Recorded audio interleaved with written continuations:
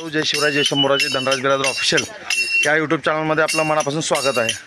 आत्ता मी गाडी धुत असताना मला हा जो आवाज तुम्ही ऐकताय तो आवाज माझ्या कानी पडला आणि छत्रपती शिवाजी महाराजांच्या काळापासून जी आपली कला जोपासत आलेली आहेत।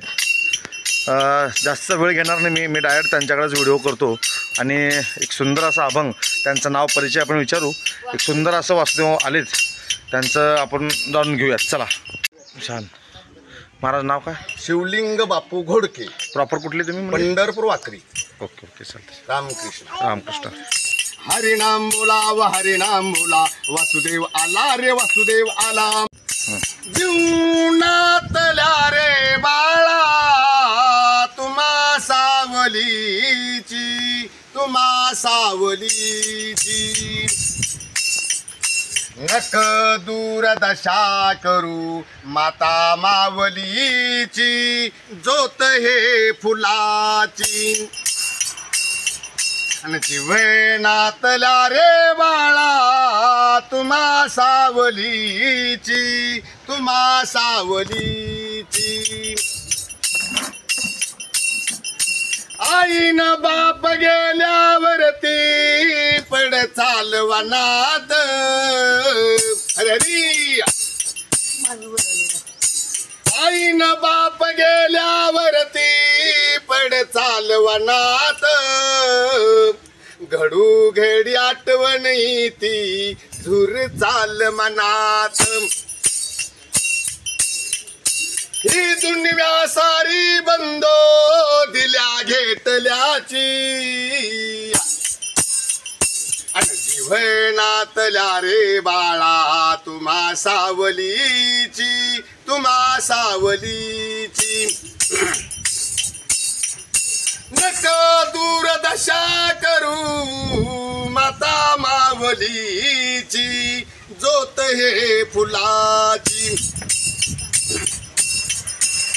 जगाला साऱ्या बाळा हुचालेच दोड, पर तुमच्या आईला तुम्ही बाळा गुळापर्शी गोड। विठ्ठलाचे नामदेव सांगतात शपथ माझ्या गळ्याची,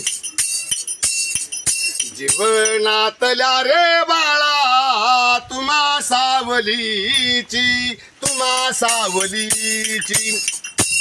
नक दूरदशा करू माता मावलीची, जोत हे फुलाची। पंढरीच्या पांडुरंगा कुळदेवाचे ही आहे गंगा,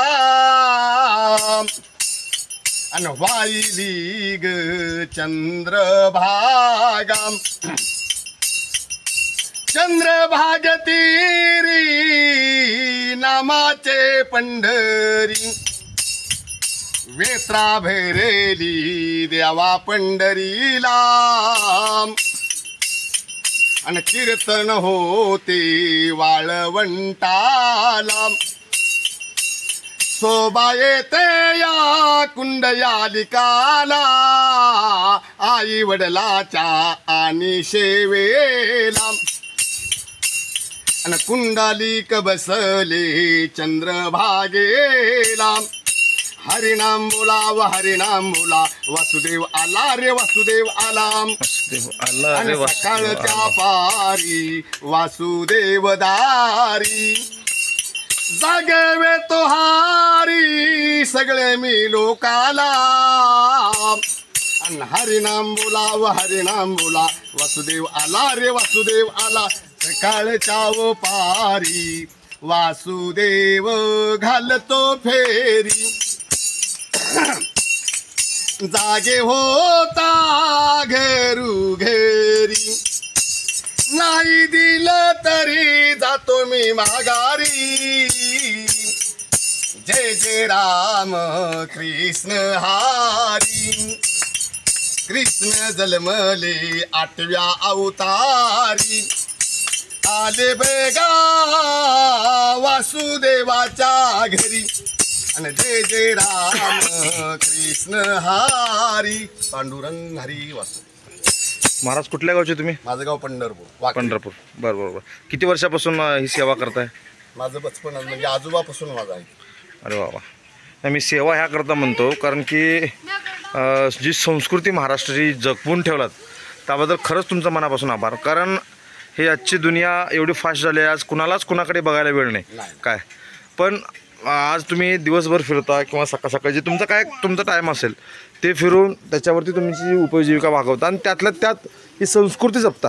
कारण आता पुढच्या पिढीला, आता आमच्यासारख्या तरुण पोरांना, आमच्या पुढच्या तरुण पोरांना ह्या क्षेत्राकडे यायची त्यांची मानसिकता नाही.